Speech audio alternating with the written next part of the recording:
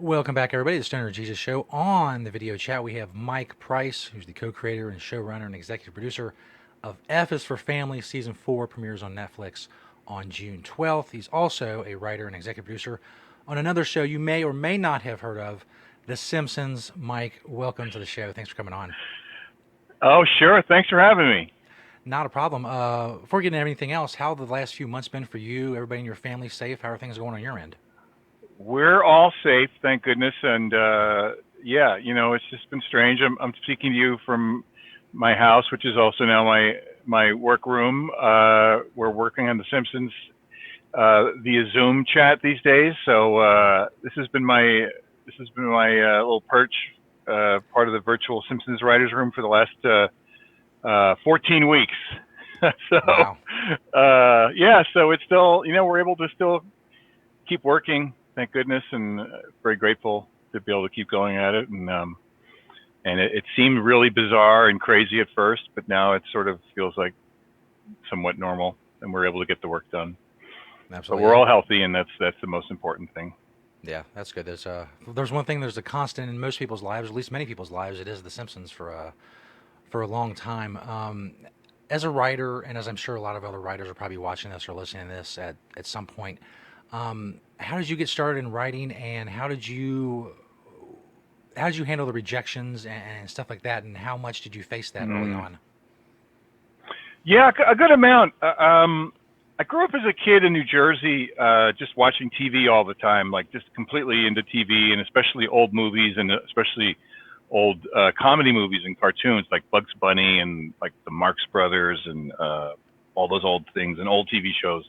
Um, and to make a long story very short, or a very long story a little short, I was a theater major in school and college, and I went to graduate school for theater, but I never quite understood how or figured out how I could make a living at it. And I struggled a lot in my early 20s, after all college stuff back in the New York area. And I had all kinds of insane like jobs, like day jobs or night jobs, trying to sustain while I tried to make something happen there.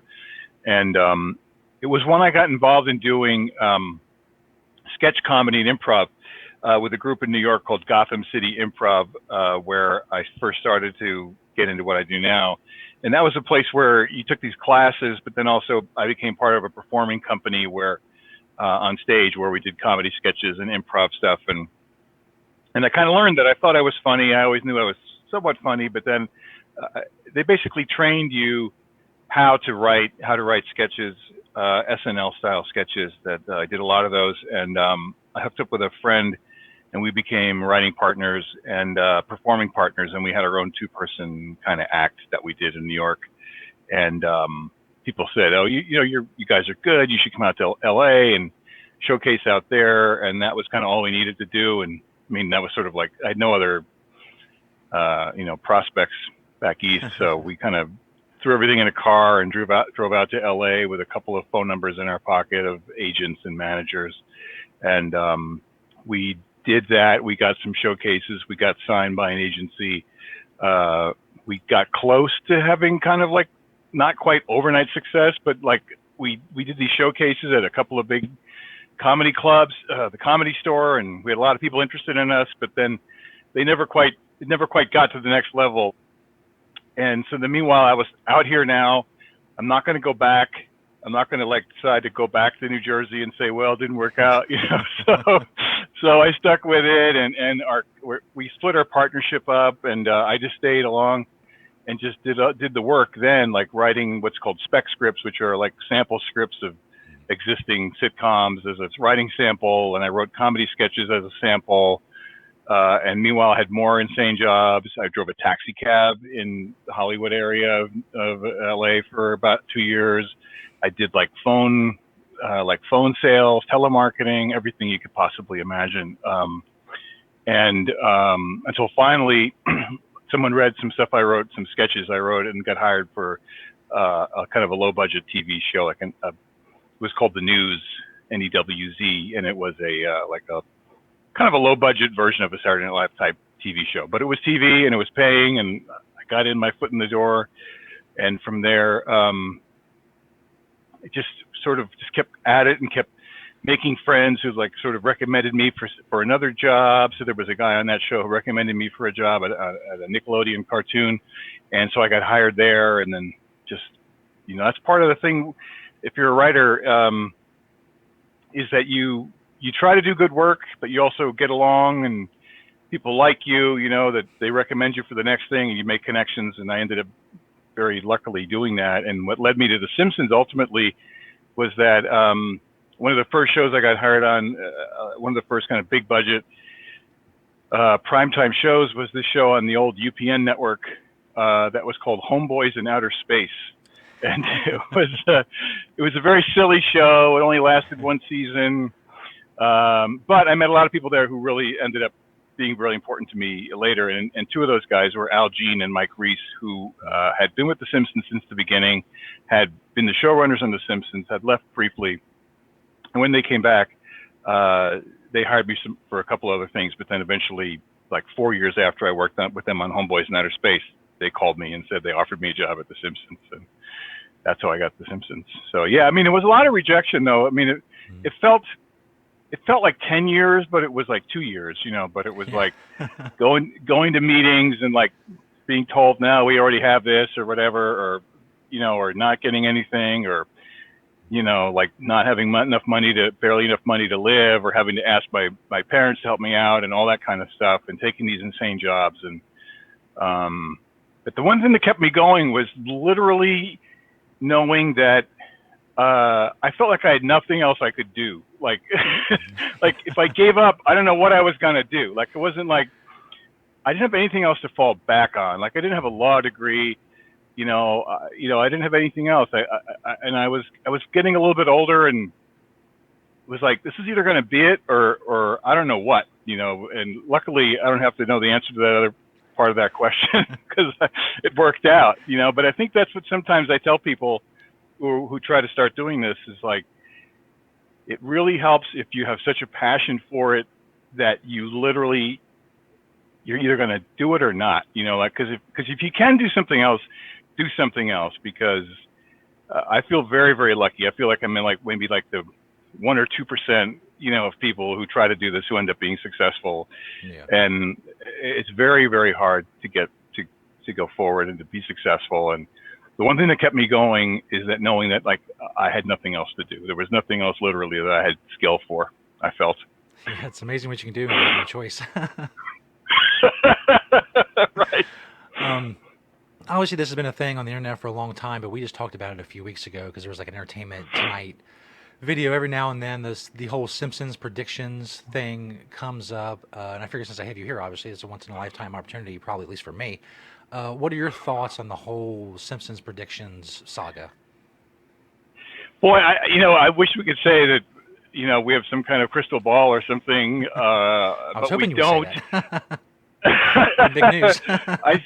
No, we don't. But it's weird. I mean, I think one part of the reason is that The Simpsons has been around for such a long time now. So we're currently writing season 32 of The Simpsons, which will start airing in this fall. So, I mean, if you write, we just yesterday we had our read through for episode number 700.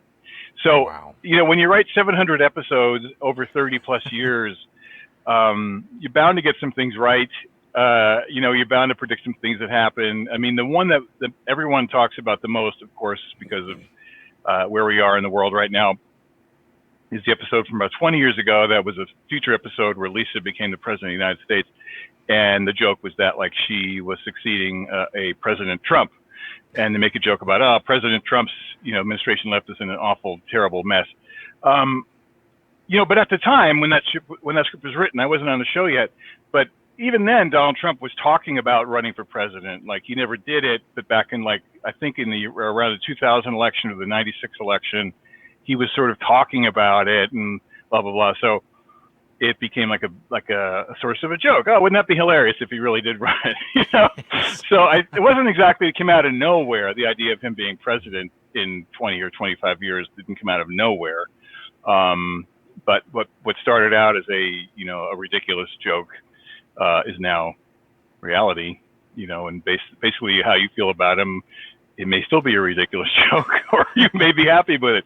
But yeah, that's what happens. And I wrote an episode myself where Homer became a referee for the World Cup, and it was the World Cup that was held in Rio de Janeiro, and we had to write the script. We had to get down to like who's going to be in the final, and so we chose, I believe, Brazil versus Germany, and that. So then 3 years later, when the show aired, that became the final team. Two teams were Brazil and Germany, and that was just we were all kind of like, that's crazy, you know. Yeah, that was kind of my thoughts on the situation. And obviously, as an outsider, but someone who's been watching The Simpsons since I was 9 or 10 years old, that if I don't know how many tens of thousands of things have happened on the show, but a couple of them are going to hit big, and when they hit big on the Yeah. internet, obviously with with the Trump coming down the escalator and all that stuff, it has a wide reach. Well, the one thing I'll say, this may sound shocking to you, but some things on the internet are not accurate. Which is that we did do a short. There's some memes out there that make it feel as if we predicted that Trump would ride down an escalator, which we did not do. So that was a reaction to him already having gone down the escalator. There was a time there around that time a couple years ago where occasionally we would produce these special kind of 2 or 3 minute cartoons, whatever you want to call them, for YouTube, reacting to current events. And that was one of them where it was making fun of Trump's going down the escalator to announce his candidacy, and we put Homer behind him, like looking at his hair and making jokes about his hair. But that was not a prediction. That was based on a real thing. So we did predict that he would be president one day, but we didn't air a thing 20 years ago showing him go down an escalator. Okay. Yeah, I didn't remember seeing that episode. Of course, there's many episodes of The Simpsons that I haven't seen. There's just the sheer amount, but it's weird explaining to my daughter, who's like my age now, when I started watching The Simpsons, and explaining it was on the Tracy Ullman show, and trying to explain what the Tracy Ullman show was, and the early years of The Simpsons. And we watched the early episodes. And she doesn't like the animation. She's like, I don't like the animation on these. She likes the newer, crisper, more flowing animation or whatever. It's interesting. But, it's an interesting thing to explain to her all the years that The Simpsons have been on, because she doesn't really have a concept of just how long it's been. No, I mean, it's literally feels like forever. I mean, I remember when it first came on, and I was like, it's hard to remember a time before it, but absolutely, here we are. So fast forward, and obviously to nowadays, although you're still working on The Simpsons, F is for Family, as I said, the 4th season, June 12th. How'd you hook up with Bill Burr, and how did F is for Family come about? Well, it's interesting. I'd long been interested in writing some stuff about my childhood and my neighborhood, specifically in my little town in South Plainfield, New Jersey. And so, and around 1999, I got hired. Disney made an offer to me, like they said, bring us any pilot ideas you might have. So I had an idea for a pilot based on my dad and my family, and we live on a cul-de-sac type street, not exactly the way it is in F is for Family, but it was a dead end, like a cul-de-sac with like 6 houses on it, and I wrote this pilot, and nothing happened with it, but I always felt like I wish I had done a better job with it, and there were themes in it that I really enjoyed, that I really felt fascinated with, and characters that I liked, and it just went away. So then you cut to about 10 or 11 years later, and I got a call from my agent saying, would you be interested in meeting with Bill Burr about this idea he has for taking some of his stories from his stand-up act and animating it. And so I did, and I didn't really know Bill very well. I didn't really know who Bill was when I first heard. They said this guy named Bill Burr, a comedian, because I wasn't super up on stand-up comedy then. And so I watched his stuff on YouTube, and I thought, of course, that he was really funny and really hilarious. And I saw his clips that he talked about his dad, and it really resonated with me. So I had this meeting with him and with Peter Billingsley from Vince Vaughn's production company, who was putting the show together. And we just kind of hit it off, and we told stories about our childhoods. And I'm a little bit older than Bill, and he's from Boston area. I'm from New Jersey. But, largely we had very similar kind of Irish Catholic family. And, Frank, the character of Frank that Bill plays, is a kind of a mixture of Bill's dad and my dad. And so we just sort of told these stories about what it was like being a kid back then. I remember talking about a thing that eventually made it into the show, which was that when I was a kid back then in the summertime, we would they would send out this big truck blowing this mosquito spray. It was called the mosquito truck, and it was blowing this like toxic chemical, maybe DDT, I don't know, but it would come out and all the kids would run around behind it and get excited about it, and our parents let us do it. And so he was laughing about that, and we were sort of laughing about how it was back then and how kids could just go out, spend all day and come home at night and all that stuff. And we just had really hit it off, and Bill decided he wanted to let, he and I could work on his idea together. And since I had experience with The Simpsons and, that I could, it was my job to sort of take what Bill had and add my stuff to it and then turn it into a script and turn it into, the idea for a series. And that's what I did. And then we took it to Netflix, and thankfully, they bought it and decided to have us make a few episodes for the first season. And then they just kept going and kept giving us more. So we're very glad that they did. Yeah, definitely one of the most interesting parts of the show is the fact that it's set in the 70s and how much everything has changed, even in the last 10 or 15 years. Kids watching the way kids were back then, you can tell them, well, you came home when the streetlights came on and all this stuff, and it just doesn't seem like it clicks with them the way just how different things were. But the show does an incredible job of showing that. Yeah, it's so different because my son is 23 years old now, but he grew up in a time, and he lived, and I grew up in a little town, and he grew up in Los Angeles, so of course it's different. But even my brother, who still lives back in my hometown, it's different. Like there's play dates and everything's supervised, and there's no way, I read stories recently about people who had like family services called on them for letting the kid like walk unaccompanied to school, so, but we literally would, and you remember, we'd be like, let's just go outside and just come home when it gets dark, or whatever. And we got into all kind of crazy stuff, and we make jokes on the show about how in a way it was a better time, but in a way it was worse because, seatbelts weren't really a big deal then, or car seats.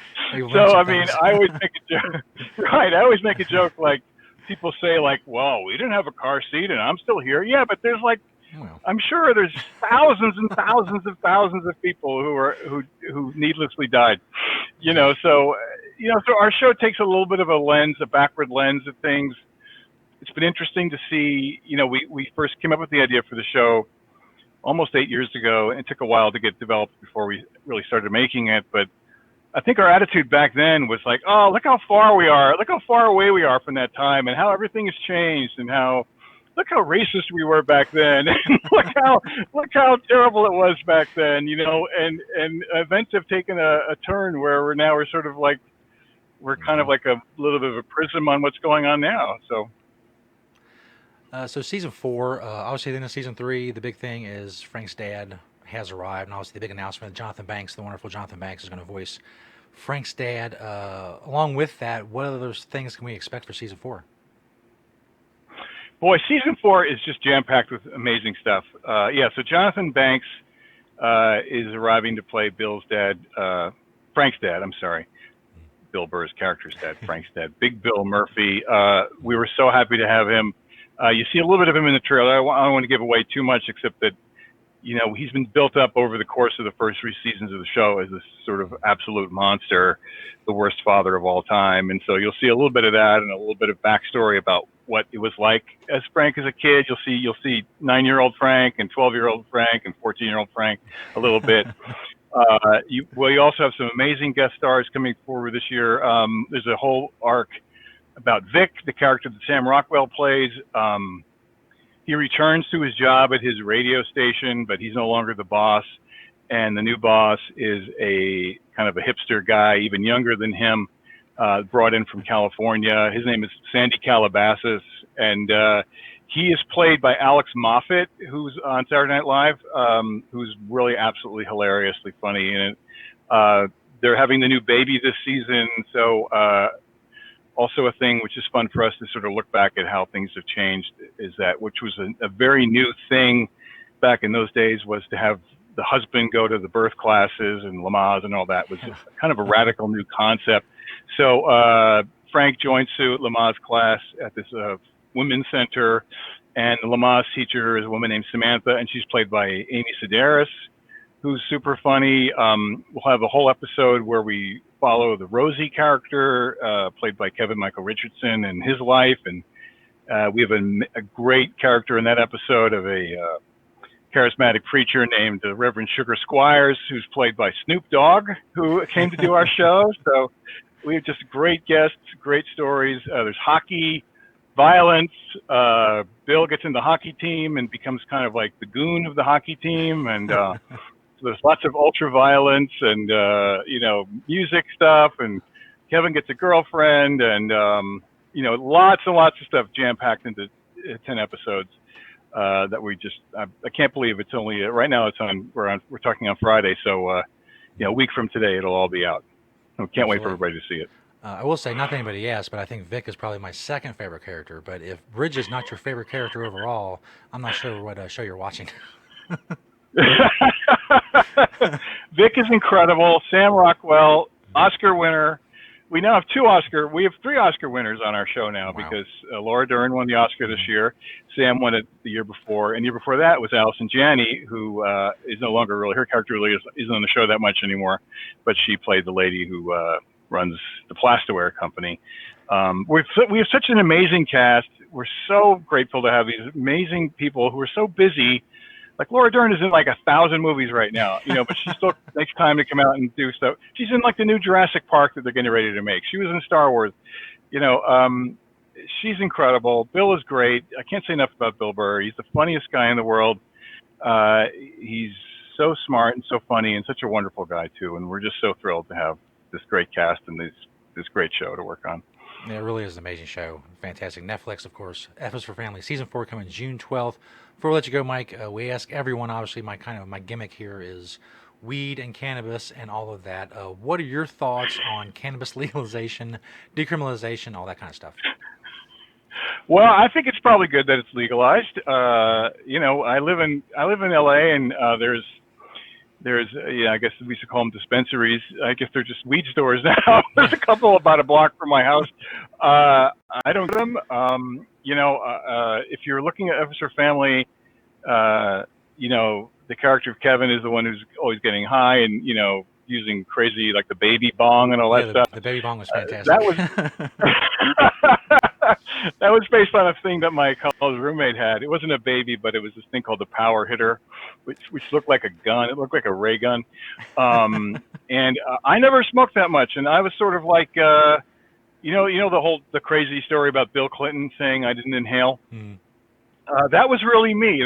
When he did that, people were like, come on, that's bullshit. And I was like, no, because I would, in college, they would pass stuff around and I would try it and I'd be like, no, I don't know, I don't get this. And then it was years later, like 3 years later, when someone said, it's a long story, but I had to smoke cigarettes for a play I was in. And they said, like, you're not really inhaling the smoke. I can tell. It's like, what do you mean? It's like, you really, really concentrate on drawing the smoke into your lungs. And then I did. And I was like, oh my God. And I realized that I was like Bill Clinton. I was Bill Clinton before Bill Clinton, whatever, in the early 80s. I did not inhale. And then when I finally did, I was like, I got so crazy high that it almost put me off. Like, okay, I can't get this high ever again. So anyway, that's my weed story. But I'm glad that it's legalized. It shouldn't be criminalized. As long as you use it responsibly and like don't go driving or something after you've done it. Mike, thank you so much for being on the show. Like I said, F is for Family, Season 4, June 12th. Just fantastic. Fantastic show. And of course, The Simpsons will go on forever. I think so. Who knows what we'll predict this year. Yeah. But great. Mike, thank you so much. Such a pleasure. Thank you. Have a good day, Mike. And thanks for being on the show. You too. All right. Take care. Bye.